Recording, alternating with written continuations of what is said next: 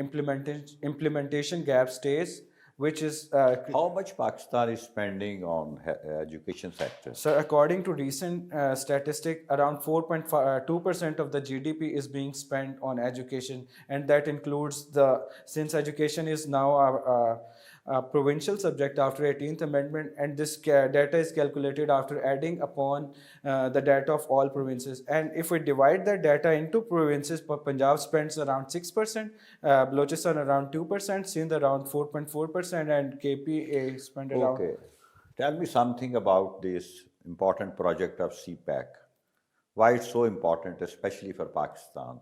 So CPEC, I believe CPEC is really important for Pakistan on multiple levels, on economic level, on diplomatic level, and political and social level. And we can have a check on its importance by comparing since CPEC is projects are ongoing, we can compare current situation with what was happening in Pakistan before 2015 when CPEC was initiated. Nobody was willing to invest in Pakistan. Pakistan was investment dry country. It was cash strapped and it was going multiple deficit at multiple level.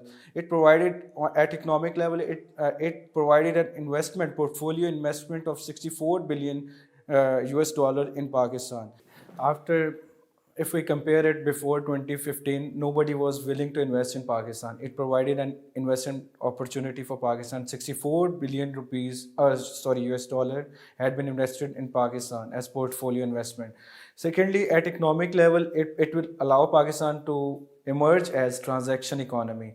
Central Asian states and Afghanistan and even India, who don't have direct access to water, warm waters, will get an opportunity to make transactions through Pakistan. Also, there is quite at economic level, there is quite an opportunity. Don't you think the risks involved in CPAC are more as compared to the benefits? So I don't believe, I don't think so, because it has provided multiple opportunities to Pakistan, and benefits outweigh the risk. For instance, if we compare at political level, it is focusing on the underdeveloped areas of Pakistan. Like in Balochistan, more industries would be set up, and the youth, which are already disgruntled, they will be brought back to national mainstream. So Okay, just last question. How do you compare Plato and Aristotle's philosophy? Sir, Plato, he was an idealist, while the Aristotle, who was his student, is also called as ungrateful student because of his difference with Plato, because Aristotle himself was a political realist, and he analyzed politics on scientific ground. That is why he is known as first political scientist of the history. Who is known as father of realism? Sir, I'm sorry, I have no idea about that. Okay, thank you. Mr. Zulqarnain, what do we mean by single national curriculum, and what efforts government of Pakistan has made to implement single national curriculum? Sir, single national curriculum, it means that a single syllabus should be there that should be read across the Pakistan in all schools, because currently the education of Pakistan education system, according to Mueed Yusuf in the book of Malia Lodi, Beyond the Crisis State, Pakistan curriculum is quite divided. It is segregated there, and that is leading to national disintegration, because there are four cohorts of students. One is madrasa education system, other is government education system, third is cheap private school system, and fourth is expensive private school system, that are public school.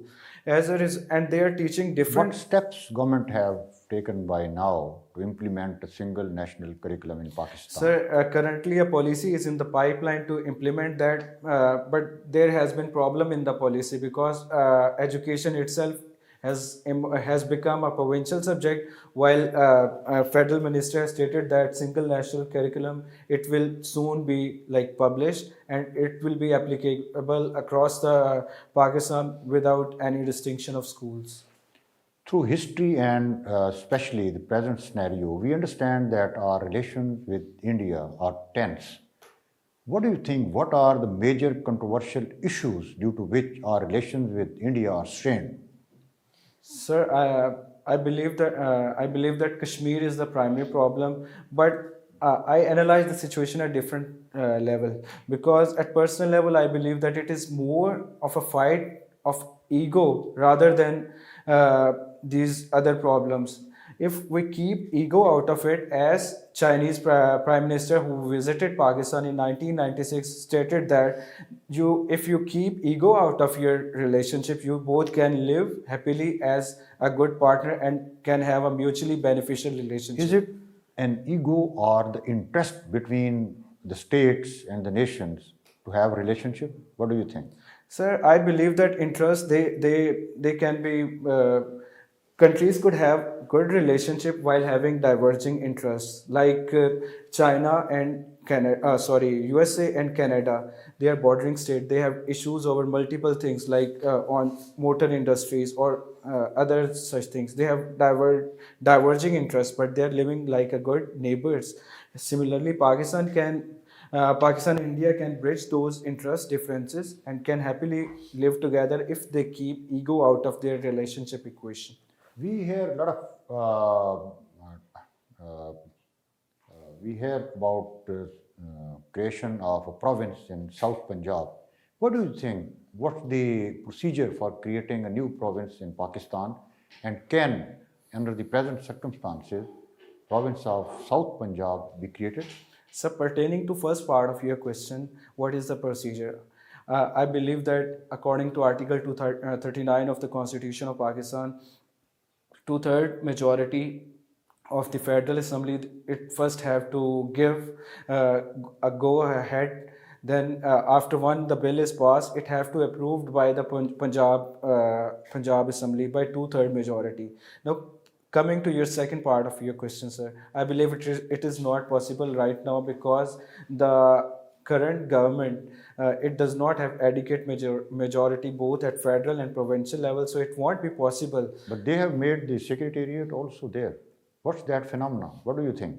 Sir, I believe that it is a good step as the things are being streamlined for future making of province, because it will, and it is a good step basically because people will get benefit. For instance, a doctor or teacher who has to come from Rahim Yar Khan, that is around 800 kilometer away, to Lahore, just for a transfer posting, he will definitely get benefit from that secretariat, because he will have to travel only 200 kilometers.